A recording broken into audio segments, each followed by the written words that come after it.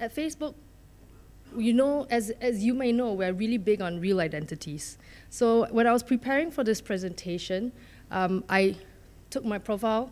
I wanted to switch the picture of the profile pic to one of my face, not as cute as Bunny here, but at least real, right? Then it occurred to me, this might be a really good lead into what I want to talk about today.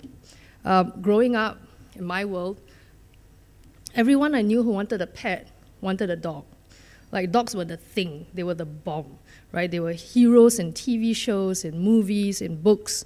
You know, some of them can do cool tricks, some save lives. Cats, in my world, were grubby little creatures begging for food at hawker centers.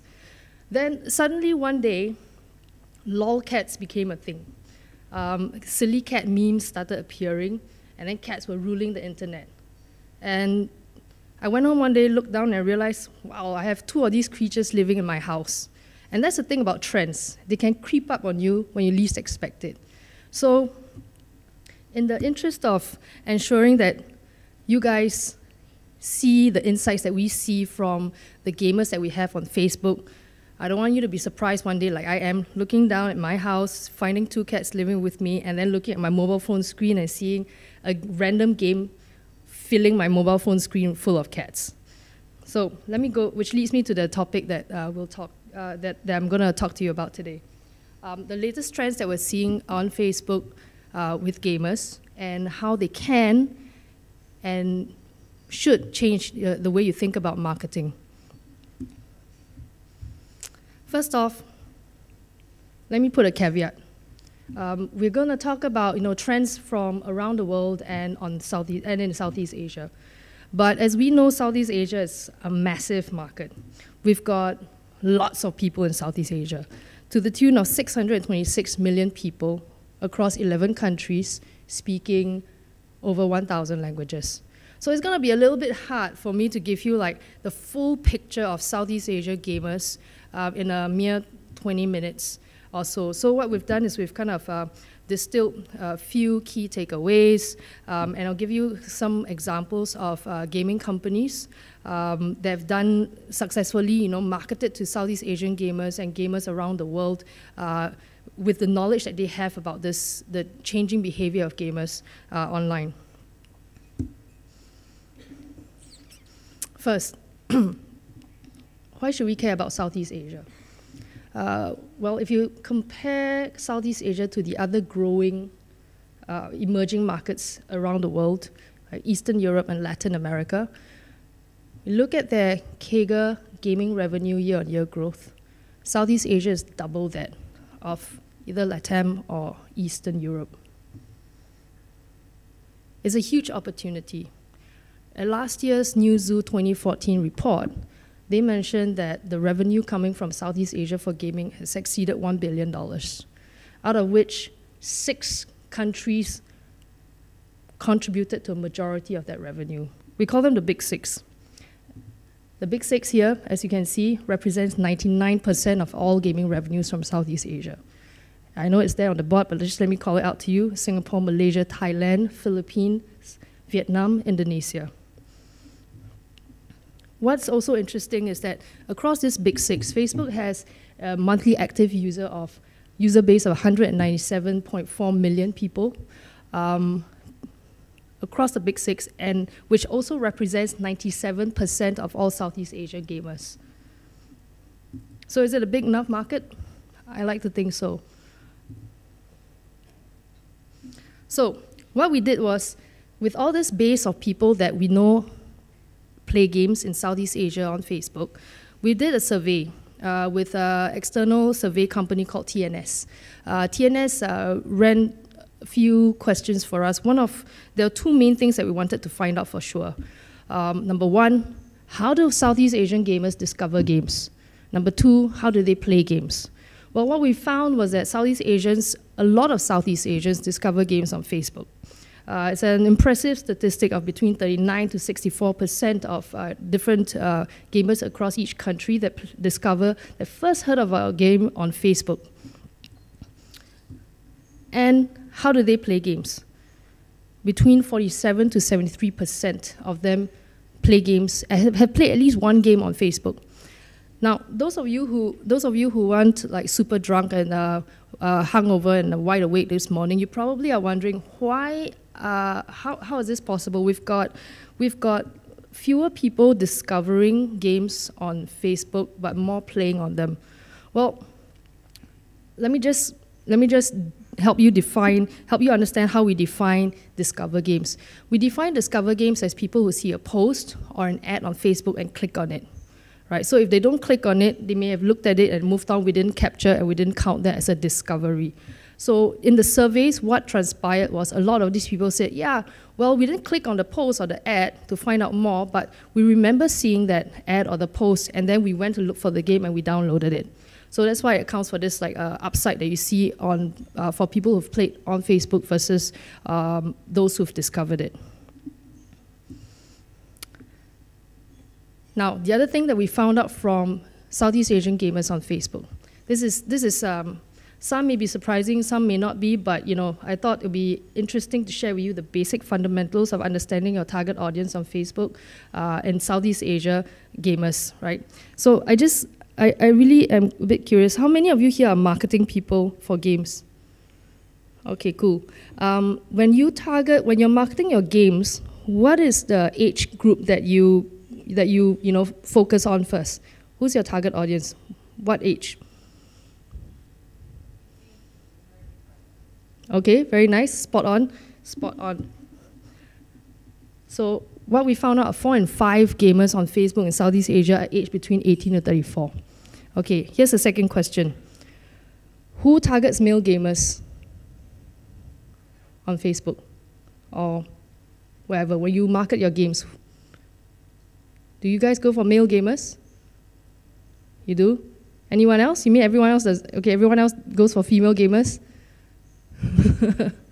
Okay, regardless, I think what's interesting to us is in Southeast Asia, for every 3 male gamers that play, discover, and engage on games on Facebook, there are 2 female gamers. So if you are targeting one without the other, you're basically missing out on a huge opportunity.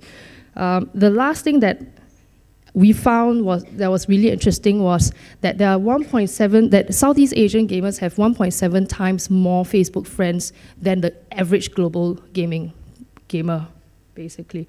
So what this means for us is there's a large potential of gamers aged between 18 and 34, super young, connected, very adventurous. They're willing to try out new games.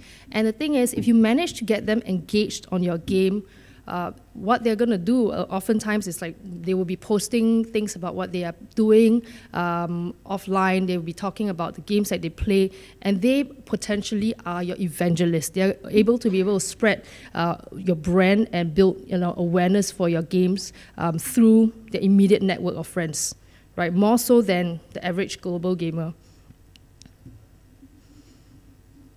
Next, if we think about gamers, I know one of the mistakes that a lot of people do, including myself in the past, was when we market to gamers, we think of them as just gamers, right?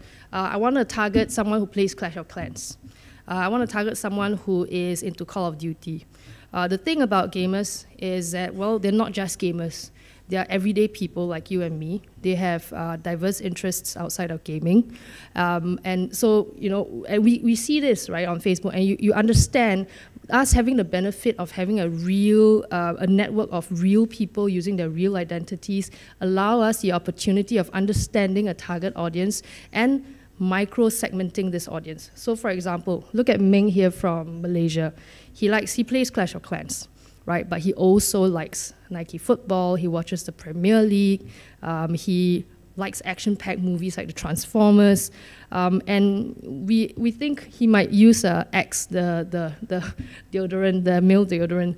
And then conversely, let's look at Jin from Thailand. Very different sets of interests. She may also play Clash of Clans, but she is also into reality TV. She watches The Voice Thailand. She likes Madame Mott, which is a Thai TV personality, but she also loves Lee Min-ho, a Korean actress. She likes Instagram, and she does online shopping on local blog shops. So what? Well, the thing is, when you think about how you market to gamers, there is a massive opportunity for you to think about them as people and then crafting your messaging and your advertising and your engagement materials with them, ranging from ad copies to creatives, to cater to things that appeal to them outside of the games, and draw them in, engage them, and make them feel a connection with your game, your product, your brand. So what I'm talking about is personalized marketing, and you can do it at scale. At Facebook, we've got an audience targeting platform that allows you to reach real people at unprecedented scale. And the thing is, understanding these people allows you the opportunity to almost speak to small segments of target audiences in a way that really appeals to them, so that you can reach gamers that really matter to you. So I can't show you these videos because it's of copyright issues, but I can tell you about one of the best methods of personalized marketing at scale that I've seen. Machine Zone's Game of War. Has anyone played that game? Seen it? Yeah. So I found Machine Zone to have done some really pretty awesome videos for targeting, micro segments of their audience or the potential audience. The first one I've seen is, typical, targeted at the hardcore gamers. It's a gameplay video of armies attacking one another and a big booming voice that says, "Play with your friends, destroy cities, rule the world," that kind of gameplay video that we see very often. And that's targeted for people who want to know what the game is, what the exciting moments are, and then, tell them what's available and that you can play with your friends. Okay, cool, fair enough. And then there's another video that I watched, which I think many of you may have seen as well. We think targets a casual male gamer.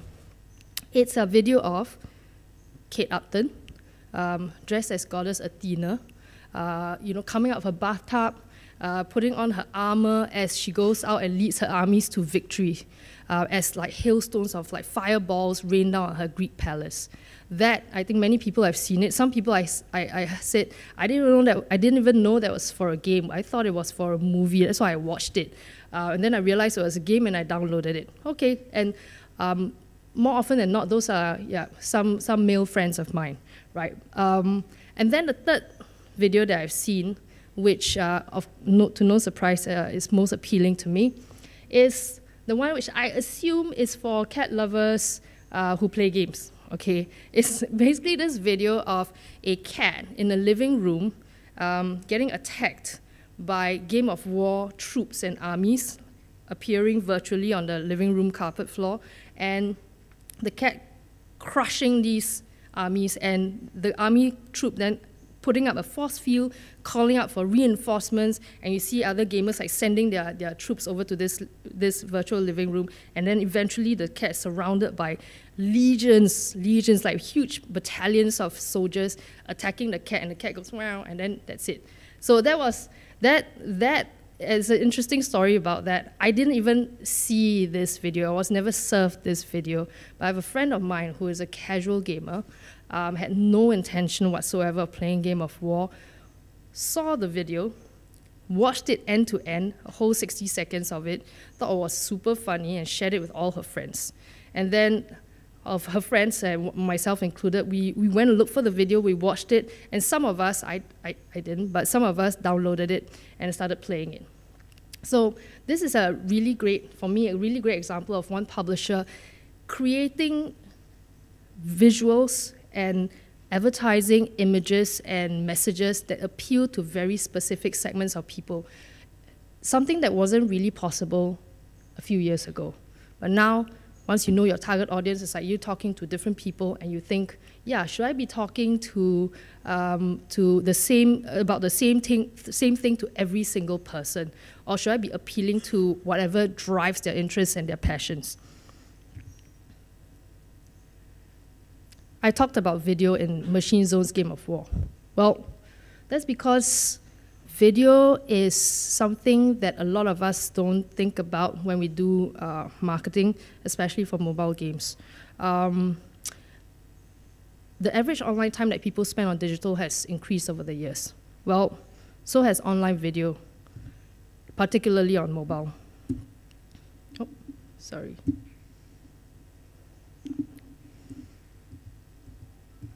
Oops. Sorry, wrong button. Okay, so mobile consumption is growing faster.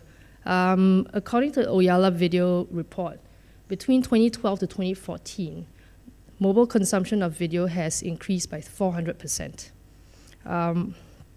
And what this means, essentially, that across smartphones all over the world, people are starting to consume videos more and more, and this offers us an opportunity for people to put, and we're seeing the same trend on Facebook. Our last earnings call, we reported that 4 billion video views were done daily. Okay, 4 billion video views, out of which 75% were on their mobile phones. This presents us with an opportunity for you to give gamers the chance to discover your game as part of their everyday experience on Facebook. Every news feed is different, and where's my video? Okay, every news feed is different, and it allows you the chance to be able to insert your game in the center of discovering on their news feed experience. This is an experience where people return to 14 times a day. So, let me show you this. Turn up the music when I hop in the ride. The windows down, let the whole world see. Can't nobody rock it like little old me. I'm the bomb and about to blow up. I'm the bomb and about to blow up. I got my trucks and my dickies and I'm so fun, just got me my shit.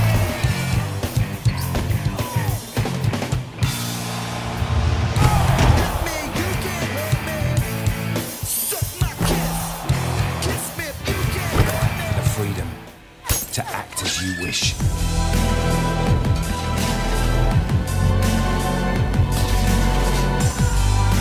Calling all men of fortune, willing to pledge allegiance to no one.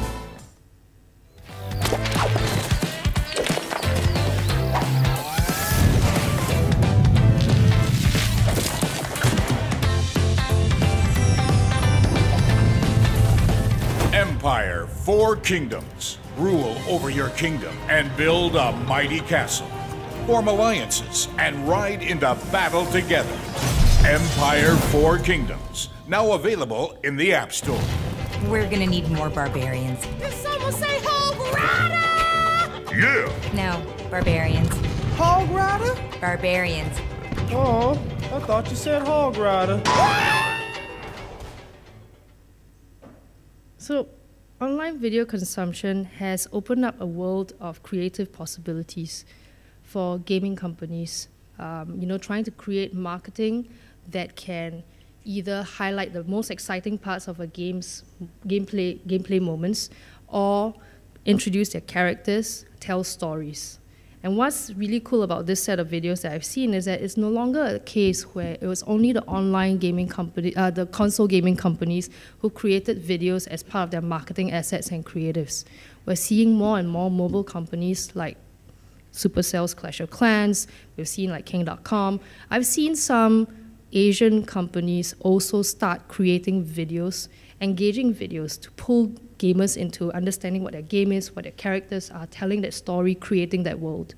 This is an opportunity that I strongly feel every gaming marketing person should consider as you plan for your next campaign, as you plan for what's the next big thing you can do that will really resonate with your audience. So let me just share a quick case study.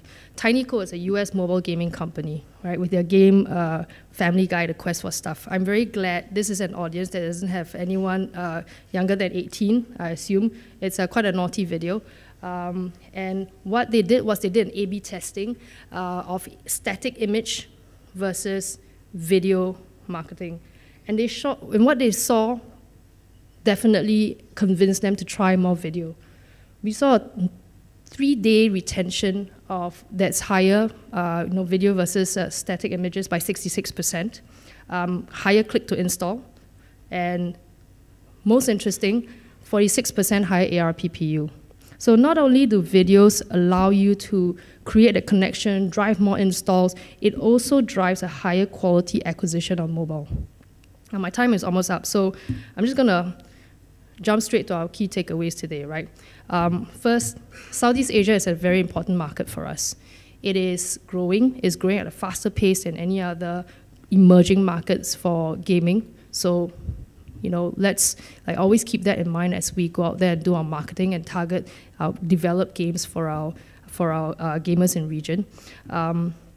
And these gamers in Southeast Asia, they have many lives. They're not just gamers. They've got many interests, and they are happy to share. And on Facebook, it's easy for you to find out what kind of interests they have and how to craft your messages to these gamers in a very personalized manner, and you can do it at scale.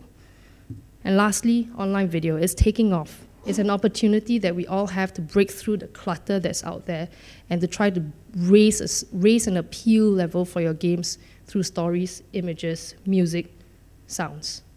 So thanks for listening. I appreciate you guys coming in this early. Thank you. Hi, good morning. Hi. My name is Liane. I'm from Scientific Games. I wanted to ask about the revenues from each platform. So do you see in games higher revenues from what platform, iOS or Android? Because iOS is much less strong in Southeast Asia, but what is the difference of revenues? Well, the thing is, that's something that I can't say off the cuff, right? We've seen different reports giving different points of views. The general consensus is that the ARPPU for iOS is higher, but because of the volume that you see from Android, it kind of makes up for that difference, right? If you look at the absolute versus, whether it's ARPU versus ARPPU. So I would say that when it comes to developing games, we always encourage our partners to think about both platforms. Yeah, why restrict yourself? Yeah. Hey, Karen. I've got a question about CPI. How has that, what's the trend with CPI when you're using, say, video? Okay. And how does it compare with other types of advertising options on Facebook? So I know the thing about marketing is always about CPI. At Facebook, one thing we always believe about LTV, right?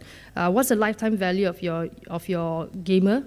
What you think your lifetime value of your gamer should be, and then market according to that lifetime value. However, I must say that CPI is largely driven by how much the audience wants to see your ad, or they want to see what you have to say to them. So the more they want to see something that you post to them, the easier it is to reach them, which means it's going to be cheaper. So depending on if you've got this mind-blowing image that is better than a video, then I would assume that whichever is more engaging will give you the lower CPI. By the end of the day, you have to remember, when you go after your target audiences and you understand your gamers and you know how you're monetizing them, you have to understand that it's about how much money that each user gives you, and then be sure to fight for that user based on the value that they give to you. So always think about LTV. But I hope that answers your questions about CPI as well.